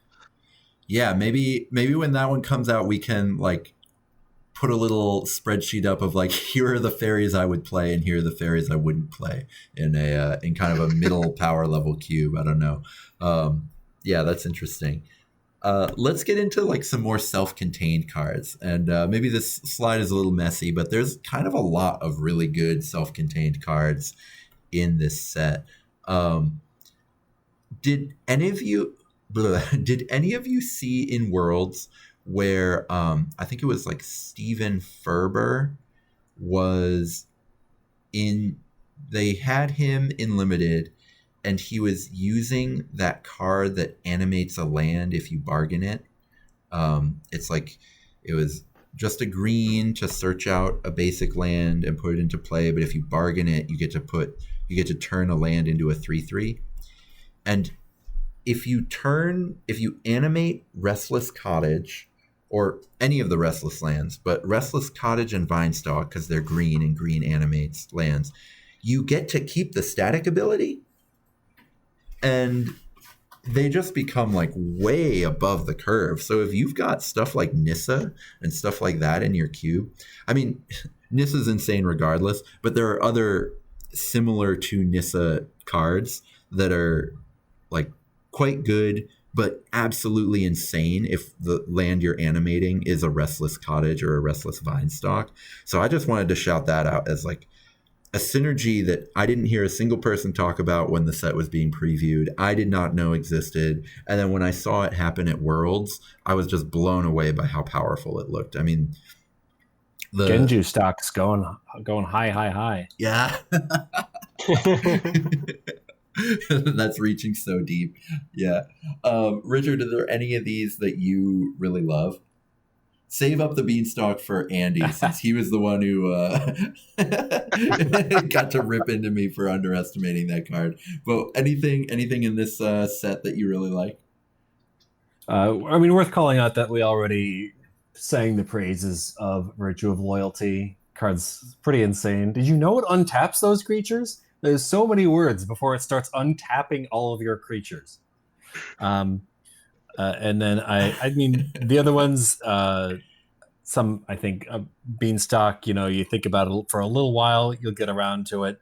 But I was going to ask about Bramble Familiar. Is that? I mean, it's backwards from what you usually expect, right? You usually want it to be cheap sorcery, expensive creature. Here we've got cheap creature, expensive sorcery. Is that making the cut? Really? I just think like. Okay, it wouldn't make the cut in Powermaxxed Legacy Cube, right? Like I didn't put it in that section, but I just think if you have the kind of cube where you are playing, like for example, what's that 2-drop hexproof 03 mana dork, like Sylvan anyway, if you've got 2 mana dorks, the problem I have with a lot of ramp decks is sometimes if they deal with the first thing you ramped into, sometimes you just don't have a second thing. And so having a ramp creature that is also a second thing, I think that's better than a lot of the 2-drop ramp creatures that come around. I don't know. What do other folks think about Bramble Familiar? I mean, you can't overlook that you can play it early and then bounce it to your hand when you have enough mana to cast the adventure. Yeah. To this point, the adventure's more expensive, but this time you can play the cheap side and then get it back and play the expensive adventure later anyway. Yeah, I think this is it's never going to be the most exciting card in your deck, but it just seems like it's like that consistency would be really nice compared to a lot of mana dorks that just kind of like ramp you well and then become not that useful over time. My issue is that I actually don't like the sorcery part a whole lot. Like it's too easy to whiff on only 7 cards. And by whiff I don't mean like miss entirely, but like if you're paying 7 mana, you want something fairly spectacular out of that, and you're only getting a single card. And that's if you mill something good. I don't know. I just like that I'm really tired of playing against it in standard with Invasion of Alara. That's fair. That's valid. Really tired of that deck. All right. Yeah, I mean, I kind of agree. Like, if you spend essentially 9 mana to bring back Bramble Familiar and you get a 3-drop, that's pretty sad. Yeah, that could be something that convinces me to leave it by the side. All right, let's clear the paint. Andy, I terribly underestimated Up the Beanstalk. What are your thoughts on Up the Beanstalk? It's really good everywhere, isn't it? Like notably with free spells and constructed formats, but like they're playing it in Legacy now, right? I'm pretty sure. And then limited wise, like 2 mana, like you have to cycle a card. That takes a turn off for sure, but like. It's not the worst, right? 2 mana, draw a card, and then like if you ever cast a 5-drop, yeah, like now you got 2 cards. Who knew? The sky's the limit. Maybe you got like 5-5-drops. Drawing so many cards. You go with the beanstalk. I see what you did there.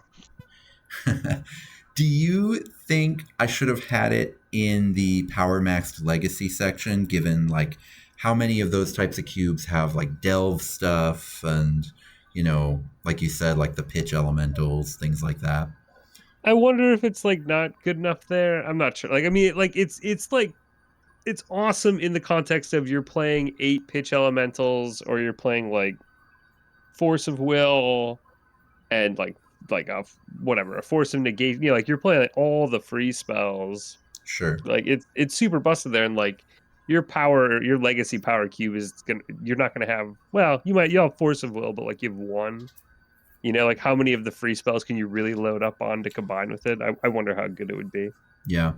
I wonder if this was in my cube, if that could finally get people to put Dream Halls in their deck. I've had Dream Halls in my cube for years, and no one tries to make it. It's symmetrical. It's brutal. I was a show and tell player back when Dream Halls was a thing, and it sucked when they got to use it. Take a hint. All right. I think also that Redcap Gutter Dweller is really incredible. The first time I played against it, I did not know that it let you sort of get to do the impulsive draw thing, and my opponent's deck was, I guess, apparently bad because they never played the card that they impulsive drawed, so I never knew that they were drawing cards off of it. But it does seem pretty insane if you have good cards in your deck that you actually are excited to play when you top deck draw them the way Red does with the Redcap. Has anyone actually played Redcap and gotten to do the real drawing cards thing? I have. The aggressive red black deck. This is one game I was drawing only mountains. I hadn't drawn any swamps yet. Put this down on turn 4. Next turn, sacked one of the rats, exiled a swamp, played it, and won the game from there. That does seem pretty good. Like floor, if they don't kill it right away, you've got a 4/4 menace that drew you a card, and you still have a rat left. Yeah, absolutely. You'll see on a next slide, but I'm pretty strongly considering it for my cube.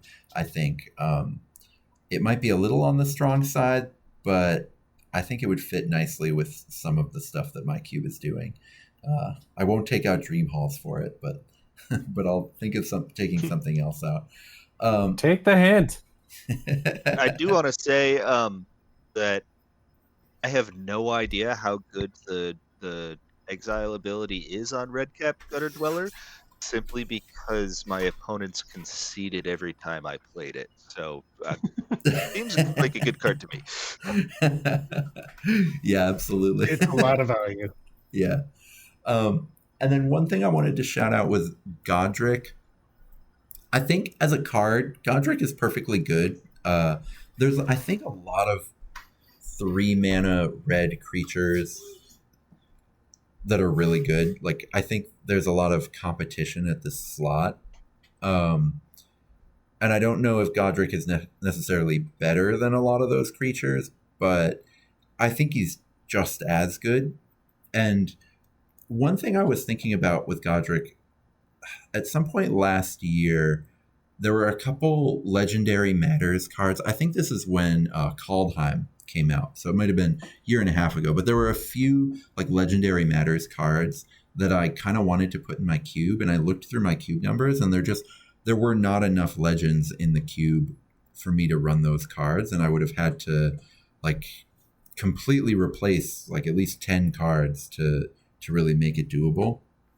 And Godric is the kind of card that could be, if you were interested in Legends Matter cards, he's like the perfect type of card where like you're not just putting him in to get Legends payoffs.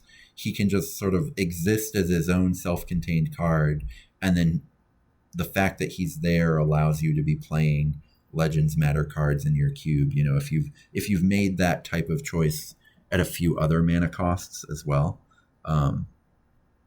So yeah, I just wanted to talk about Godric because he's kind of cool that way, and he supports a lot of cards that are kind of hard to use in cube. Just to keep you from getting roasted in the comments, Kaldheim was 2.5 years ago. Oh God, I'm so old. But for Legendary Matters, themes, check out The Ring Tempts You. That set made Legendary Matters awesome in my experience in Limited, just by having The Ring tempt you a bunch and just make random creatures legendary. Oh yeah, that's awesome. So going back to Lord Skitter's blessing, there is the like Call of the Ring or whatever the Lord of the Rings version of that is. So absolutely, that card was insane for me in Lord of the Rings Limited. Absolutely, that card was so good. Sorry, not to derail us too much from Wilds of Eldraine. Yeah. All right. Next time there's a Legends Matter card in a set, we can talk more about this because I think, I wish we'd been doing this when Lord of the Rings came out. All right.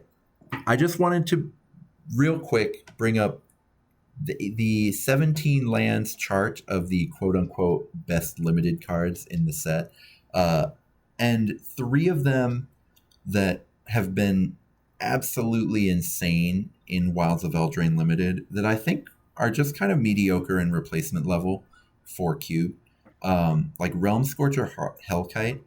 I don't know if you guys have played with Skargan Hellkite, but it's essentially the same card, but for 1 less mana. It just seems like purely better. I know that Realm Scorcher has, it's a 4/6 as opposed to Skargan being a 4/4 that can be a 5/5. So, you know, you do get something for your extra mana investment, but it just seems like Skargan is so much better. And then, I don't know, am I being crazy about just not thinking these really scale well to a cube environment? These 3, for people who aren't seeing the slide, it's Gruff Triplets, Realm Scorcher Hellkite, and Fawn's Bane Troll. You go first, Richard. All right. So Realm Scorcher Hellkite feels like it wants to be a combo. You cheat it in somehow, you get the 4 extra mana, you're off to the races. The other 2 do feel replaceable. I think puts me in mind of, what's it called? The golem that makes 3 other golems. 2 other Cursor. golems. Thank you. That one.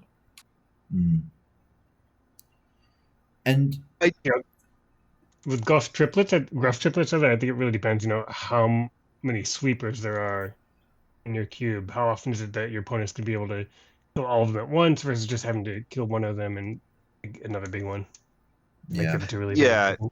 It's part of it. Gruff triplets, if there's not a sweeper, they just win. Like, it's so hard to kill them all.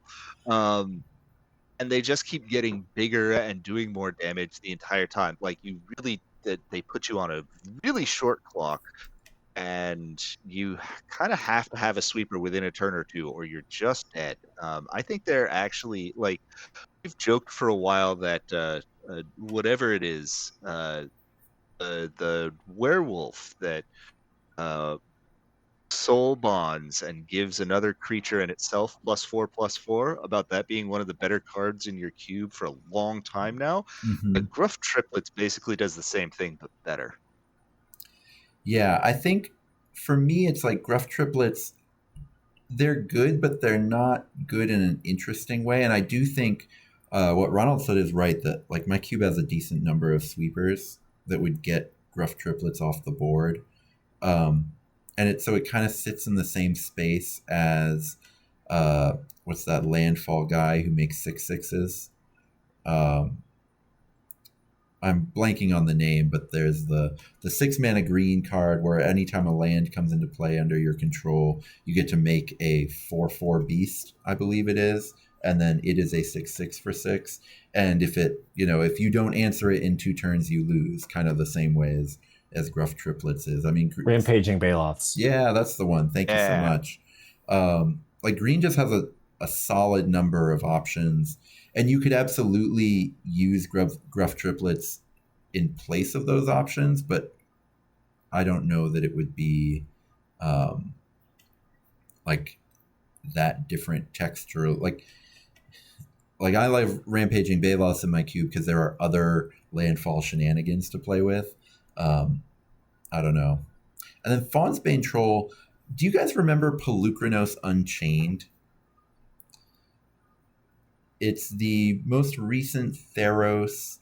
It was the green black. Yeah, 6/6 in green black that also fights things. Same mana cost, 2 a black and a green. I feel like you could essentially be flipping those two in and out for each other based on, do you like graveyard synergies? Bring in Pelucranos. Is Enchantress in your cube? Bring in Fawn's Bane Troll. But I don't necessarily know that Pelucranos is like the most popular cube card in the world. And if you didn't want Pelucranos in your cube, you probably don't want Fawn's Bane Troll either, right? I mean, I don't know. That card seems really strong, but maybe not particularly interesting for most cube players. Okay, now we get to go to my cube, which is, of course, my favorite part. I wanted to talk first about some really good cards that I might skip. And this is where, Richard, you talked about Cruel Somnophage. Ludovic Necrogenius has only been in my cube for 1 draft now, but it is a somewhat weaker blue-black card that fits in those kind of dirtily Dimir decks. I think that Likeness Looter is like a purely more powerful card than Ludovic in those decks. Do you think Cruel Somnophage would also just be more powerful than Ludovic in those same decks? Let me put it this way. The fact that Likeness Looter cares about your graveyard only really counts against it. And Somnophage loves to see you milling the opponent and killing their creatures and just feeding off of that, which I think is something your blue-black control deck is going to be really happy about. Sure. And I guess the reason... So, yeah, I think both of those cards are probably better than Ludovic. And I think certainly in blue-black control, maybe Cruel Somnophage would be better than Likeness Looter. Likeness Looter really helping out Reanimator is a thing, but Reanimator in my cube is pretty good and doesn't need the help. So I'm a little bit I don't feel like these blue-black kind of solar flare decks really need more friends. I agree with you there. And the other archetype that's always been really good in my cube is the white X aggro decks. The last 2 times we drafted my cube, one of them Ronald won with green white +1/+1 counter synergies, and the other one Dan E won with red white, essentially like Winota Feather, where half his deck was trying to maximize Winota and the other half of his deck was trying to maximize Feather, and it worked pretty well. Just because it seems like white X aggro is in some ways the defining archetype in my cube. I mean, I remember, I don't think this is true anymore, but back in the day, what was it? Andy, I think you said Battle Grace Angel was the strongest card in my cube for a little while. It's a good card. It's still in my cube. It's still absolutely pretty good. I don't know if anyone would call it the best card in the cube anymore, but yeah, it was pretty good. So I've got a few different white cards here that I think would be amazingly cool in my cube, and I just don't think I can put them in because I don't think we want to make these white X aggro decks any better. Like Virtue of Loyalty, Gather the Townsfolk is what I would take out for it. And Gather the Townsfolk is a cool glue card where like it can trigger prowess, it can put bodies on the board for the aristocrats decks, it can put bodies to put +1/+1 counters on if you want. But it's just so much weaker a card than Virtue of Loyalty. And I think a lot of the white decks that I've seen do well would be really terrifying if they had Virtue in there. What do you guys think about 3 Blind Mice in general as a card? If you got cool tokens, it's super duper cool, right? Yeah. And I think when you're asking about earlier, I didn't have anything good for cards for an archetype. I think that would be a good candidate. 3 Blind Mice. I have a 5-year-old. We have plenty of 3 Blind Mice in my life. All right. Yeah, I think it's pretty strong, and I think it would be stronger than a Johnny Goldmane, for example. Though I think Basri Ket would maybe be a more interesting upgrade to a Johnny if I was looking to do that. But I do think just as like a card that can help you make a team and then pump up that team like kind of all on its own.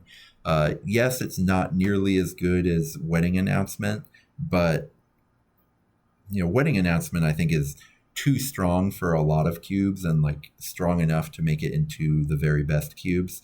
Whereas 3 Blind Mice is really nice because it's like lower power than that, so you can fit it into more environments without it being like a complete outlier and too good. But I just don't think I want to be powering up that archetype in my cube right now. Tempest Heart, I do think is I think the adventure on Tempest Heart is kind of cool. Just being like a looting card that then, like I can imagine in the sort of decks that, Sultai in my cube is very reanimatory. And then sometimes you just make a blue-black deck out of some of the sort of cheating out things that are in green, like the 4-mana enchantment, where if the creature it's enchanting dies, you get to search out any creature you want to. I know it Pattern starts. of Rebirth? Yeah, Pattern of Rebirth. You can make these kinds of ramp plus cheating decks out of blue-green in my cube, and I think Tempest Heart is kind of playing in that space. I don't know if it's actually any better than, say, like Pulse of the Grid or other cards that sort of loot in that cube, but I think it's an interesting piece. Let's get to cards that I do think I maybe want to play. And you guys can either talk me into it or out of it.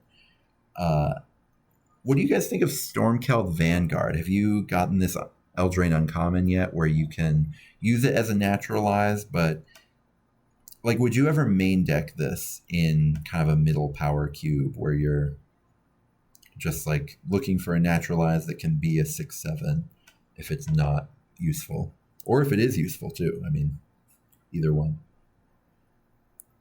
I might have it at like the very top of my sideboard, depending on what I think I'm going to be up against, because if it's not killing anything and it's eating a Doomblade, we could do a whole lot better.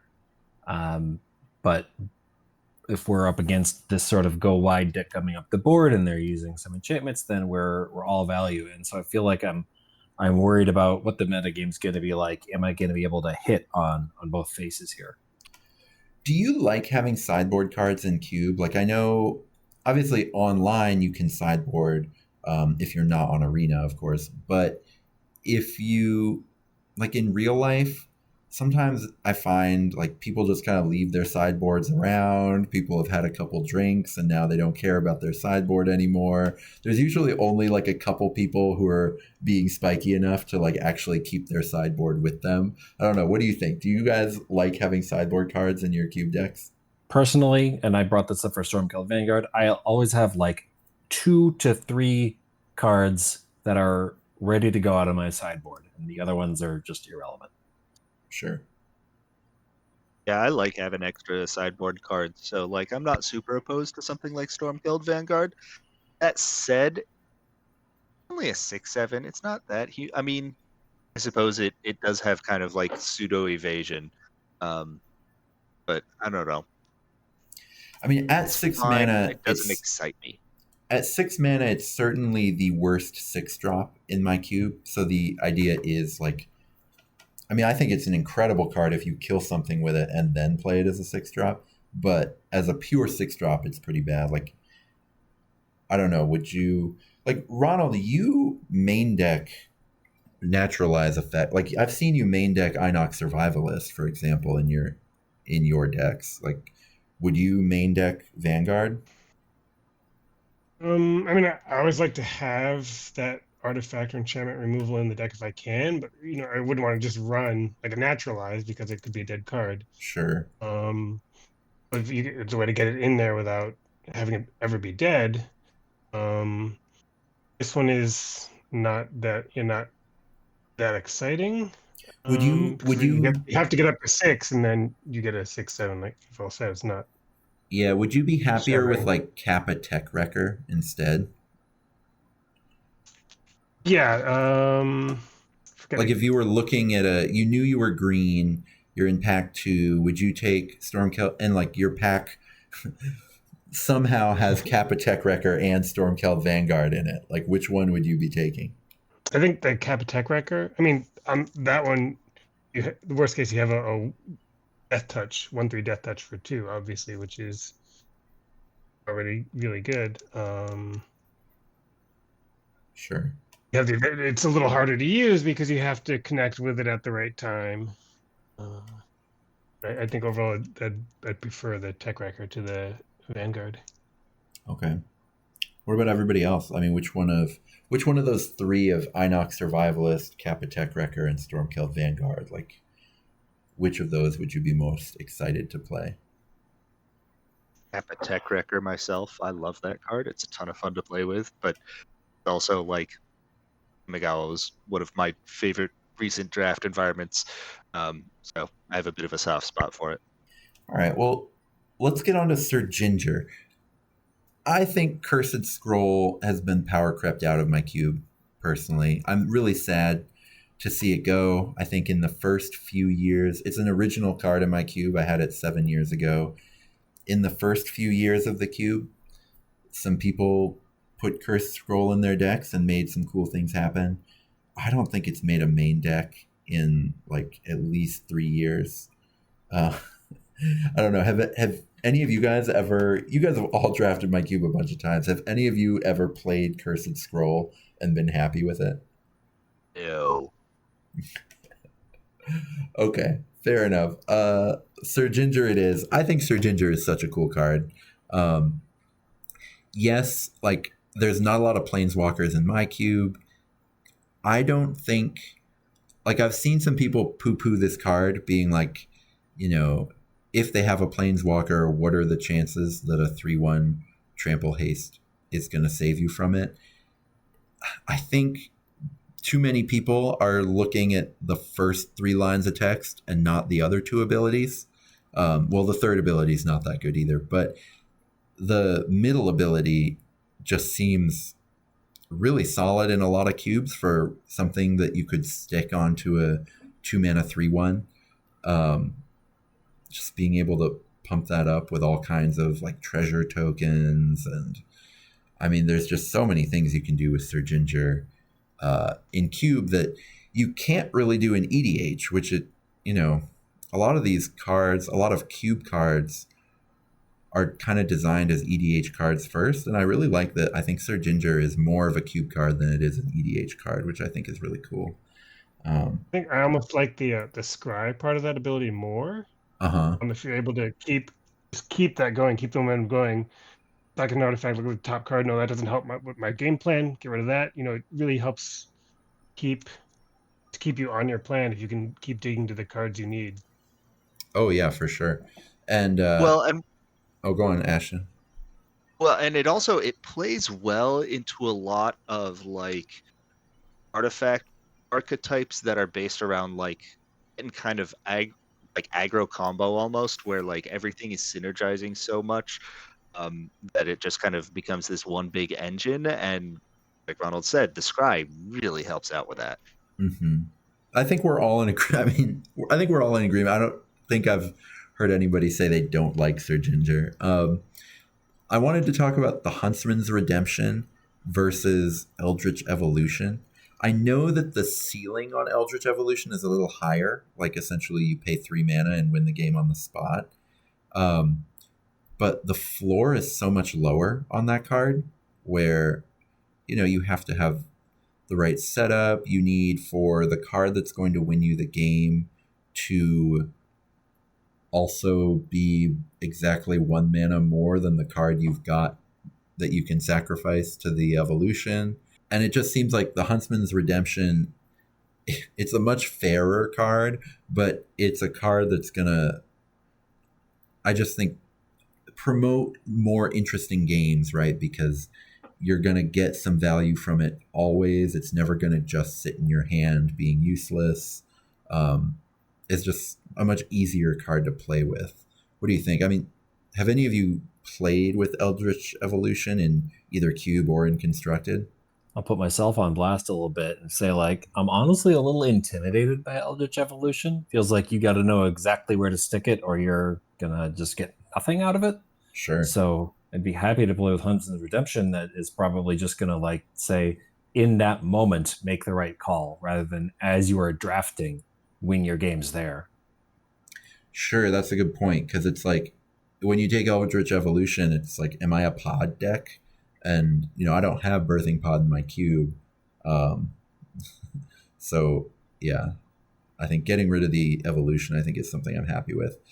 And then Lord Skitter, what do you guys think of, like, I think, was it Ronald who said that Skitter and Ophiomancer is maybe not the right comparison, where they don't have to necessarily compete with each other compared to, like, there's plenty of other 3-drops that are going to be worse than both of those in most cubes. In mine, I was thinking about Undead Gladiator. And especially, like, I like having a discard value outlet, but, like, Modern Magic has kind of left Undead Gladiator behind a little bit. I know, Andy, you actually won a cube draft a few years ago with Undead Gladiator in your deck. Do you feel like I'm underestimating it, or do you think it's kind of fallen behind a bit? Let's see here. I would say it's not very good anymore, is it? It seems pretty bad. I mean, it's like, it's 4 mana to be looting. Yeah, okay. Yeah, I don't know. I feel like you probably do better. Yeah, I was thinking, like, Quicksilver Amulet has been really bad in my cube. It's so far has only served to be the card that we almost always have, like, one new player drafting, or at least one player who's, like, newish to cube drafting with us when we draft. And it just feels like that player always ends up with Quicksilver Amulet in their deck, really hoping to make it be good. And, like, you have to be doing something so broken for Quicksilver Amulet to be any good. And then if you're doing those broken things, there are probably other better cards for doing those broken things anyway, and Quicksilver Amulet is like your fourth or fifth best option for it. So I was just thinking, like, Collector's Vault in for Quicksilver Amulet means that you get another discard effect. You don't really miss Undead Gladiator that much. And then we can just get Undead Gladiator out of there for Lord Skitter. I don't know. That seems like a reasonable, like, 2-for-2 swap that kind of leaves every archetype happier than it was before. Collector's Vault's playing in Reanimator and Artifact rather than big dudes, which isn't maybe ideal, but on balance, I agree with you that Quicksilver Amulet's not doing what you want it to do. Yeah, I feel like it needs to be 3 into 4 to do what it wants to do, and 4 into 4 is just not enough. Yeah. Or if it was like 4 into, there was that 5-drop that then could sacrifice for 4 to get any card out of your library. Like if Quicksilver Amulet was doing that for 4 into 4, it would be really good. But yeah, not quite so much. I just poo-pooed Realm Scorcher Hellkite, but I was realizing, so I don't think it's as good as any of the like 5 mana haste dragons that exist in Magic, but none of those dragons are in my queue because I feel like they can be kind of like Goldspan Dragon or Glorybringer would just be too good, I think, in a lot of situations.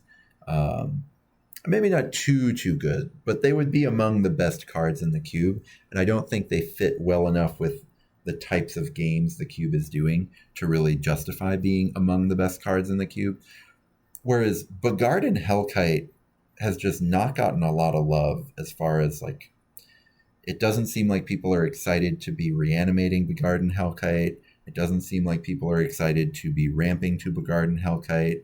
I don't know. Do any of you guys see Bogarden Hellkite in a pack and get excited? In a word, I've never no. seen it, so All right, that's great. Hate so many. Is that what most of your red decks are trying to do? Is the real question? Like, are your red decks trying to get to 8 mana? You can build a green-red deck that is interested in that, but I think that green-red deck would be more interested in Realm Scorcher Hellkite anyway, right? Like those green-red decks are really happy playing in the 6 mana space. Or, like, I've been finding, it's only been in my cube for a couple drafts, but the legendary green-red Khans of Tarkir 8/8 that basically does bigger Bogarden Hellkite things for 1 less mana. That guy has been really good. I don't know why I'm blanking on the name of every card right now, but yeah, the legendary 7 mana Gruul Dragon is really nice as a reanimator target, really nice as a ramp target, and the fact that Bogarden Hellkite goes face with the damage that it deals was really good in Standard when it was in Standard, but I don't think is good. Like, when you're a ramp deck, you don't care about going face. You need to stabilize, and so you want more damage, and you want more damage to creatures most of the time. You'd rather have Fireball or Blasphemous Act. Yeah, absolutely. So I think Hellkite, even though I just said it was like a replacement level bad dragon, I think it is maybe the right dragon for my cube, especially because my cube has a lot of stuff you can bargain. You know, there's a lot of like random goblin tokens in there, which are kind of nice. And so, speaking of random goblin tokens, Redcap Gutter Dweller for Siege Gang Commander. What do you guys think? I'm down. Yeah, I'd I love think to that give it a seems try. pretty reasonable. Siege Gang might potentially have some use if you want to go more into like some aristocrat style stuff, but I just the power of being able to draw extra cards functionally with the red cap is really, really good, and it's cheaper. Yeah, I mean, Siege Gang is such a beloved old card that it's kind of hard to cut it, and it doesn't suck yet. It's not like Cursed Scroll, which was beloved, used to be good, but hasn't done anything in a long time. You can put Siege Gang in a deck and it still goes toe-to-toe with a lot of cards, but I do think compared to other 5-drops that are out there, it's a little disappointing. And Red Cap being like playing in the same aristocrat-y, tokens-y space, you get one less body, but you have the same amount of overall power on the board for one less mana, and you have Menache. Like, it just seems like you get a lot for that 4 mana there. So, welcome to Sweet Tooth. I know Andy is immune to Welcome to Sweet Tooth, but can anyone else kind of see this being interesting in my cube at all? Like, I have a lot of +1/+1 counter kind of shenanigans you can do, so I've been thinking about whether it would be interesting to have one of those sagas that puts counters on things. Would you, like Ronald, the deck that you won my cube in, that Selesnya counters deck, would you have played Sweet Tooth in that deck, like, over some of the cards that you had in there? It really depends on if I can get other food in the deck. Like, I don't want to play this if I'm only getting that one food and I'm getting a +1/+1 counter several turns later. Sure, like you wouldn't play just 2 mana, make a 1/1. I guess if you get a food, you get 2 counters. Yeah. I haven't played with the card yet myself. So I'm just sort of evaluating on the fly, but it feels a little slow. As well. Again, it just takes so long to get the counters. Yeah, fair enough. This is one where I didn't have anything in mind that I kind of wanted to take out for it. I've got like Roaring Earth, which is an enchantment for 1 and a green out of Kamigawa, is in my cube. Whenever a land comes into play, you put a +1/+1 counter on a creature you control. I do think at the end of the day, I like Roaring Earth better than this card, but I don't know. I like Welcome to Sweet Tooth a lot. But it might not be the right fit, but I was just noodling on it. Nice I'm interested. Get 2 counters from it. I mean, maybe it can be a bridge between 2 different aims. Yeah. Go in the counters deck, go in a token deck, something like that. Those are often the same deck. They often are. And Roaring Earth being like speaking to landfall and to counters is really nice in terms of you can get both of those in there. Yeah. I think only a spot if you end up getting more of a food theme going. Like you were talking about earlier, we've got a lot more food cards now. Maybe it's possible.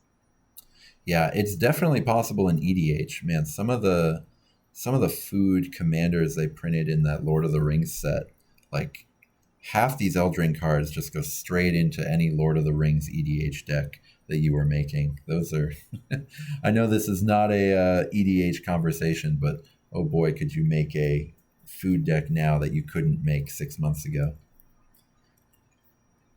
Well, that's all I've got for Cube. Anybody got a closing thought on Eldraine cards in Cube in general?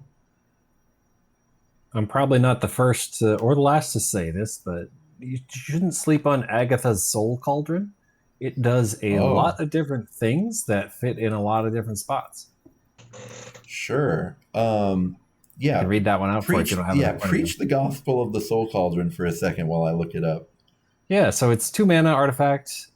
You may spend mana as though it were mana of any color to activate abilities of creatures you control. Creatures you control with 1/1 counters on them have all activated abilities of all creature cards exiled with Agatha's Soul Cauldron. And then finally, tap, exile target card from a graveyard. When a creature card is exiled this way, put a 1/1 counter on target creature you control. So this card comes down and sits there and it just is a pure hate card for any kind of reanimator, right? Anything that they're trying to get back, you just get rid of it. And then you can also start building your own Necrotic Ooze situation, except it can spread across all of your creatures. Sure. And then lastly, if you're just in a mid-range sort of, board fest, now you're turning all their dead dudes into pumps for yours. I think it scales well in terms of being powerful against powerful decks. It's solid but not backbreaking against solid decks. And then it has this little teaser of maybe there's a combo in there for you. It has a lot of words and a cool name. It's got to be good. Pretty picture too, let me tell you. Yeah. Yeah. You know, it's funny. It's devastating against Reanimator, and it's also pretty incredible if you are the Reanimator player, right? I mean, there's a good chance you're purposefully discarding something with pretty impressive, or at least you've got all the looting spells, right? So at least you're getting a lot of food for the cauldron. That's pretty interesting, actually. Okay. Well, that's a good closer. I think over the course of this video, I think we've talked about at least 40% of the rares that are even in this set. So I think we covered everything. Thank you guys so much for joining me. I hope that we can do this for the next set. I hope that the next set that they do is interesting enough that we want to do this, because this, I think, is one of the cooler sets for just really interesting limited cards up and down the rarities all across the set, you know, which of course translates to being a really cool cube set. So I hope that we get more sets in the future that get us excited to get up and do a review video like this. But thank you so much for joining me. Thank you so much for helping me with my experiment here. And for everyone else on the channel, yes, I will mostly be doing Warcry videos, but we'll occasionally do a Magic video like this as well. So until then, may all your rolls be crits.